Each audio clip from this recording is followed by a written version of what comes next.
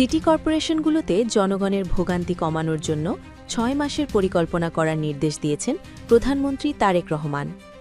২৪ ফেব্রুয়ারি মঙ্গলবার দুপুরে প্রধানমন্ত্রীর সঙ্গে নতুন নিযুক্ত ৬ সিটি কর্পোরেশনের প্রশাসক দেখা করতে গেলে তিনি এই নির্দেশনা দিয়েছেন। ঢাকা উত্তর সিটি কর্পোরেশনের নতুন প্রশাসক শফিকুল ইসলাম খান বলেন, আমরা চাই বাংলাদেশের জনগণের প্রতিনিধিত্ব নিশ্চিত হোক।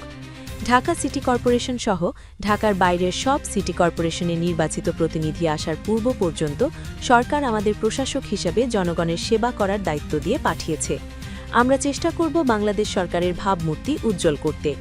প্রধানমন্ত্রী নগরবাসীর কাছে যেসব প্রতিশ্রুতি দিয়েছেন তা বাস্তবায়নে আমরা নিরলসভাবে কাজ করে যাব। তিনি বলেন, প্রধানমন্ত্রী উনি চায় প্রতিটি সিটিতে একটা ক্লিন সিটি থাকুক, পরিষ্কার পরিচ্ছন্ন এবং সবুজায়ন থাকুক।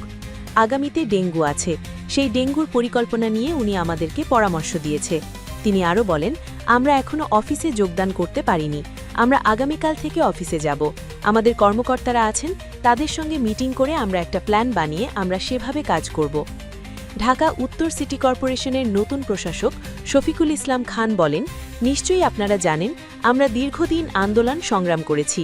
আমরা চেয়ারে বসে থাকার লোক নই। চেয়ারের পাশাপাশি আমরা প্রতিটি পাড়ায় মহল্লায় ঘুরে সমস্যাকে ফাইন্ড আউট করে নিজেরাই স্ব উদ্যোগে জনগণকে সঙ্গে নিয়ে কাজগুলো করব।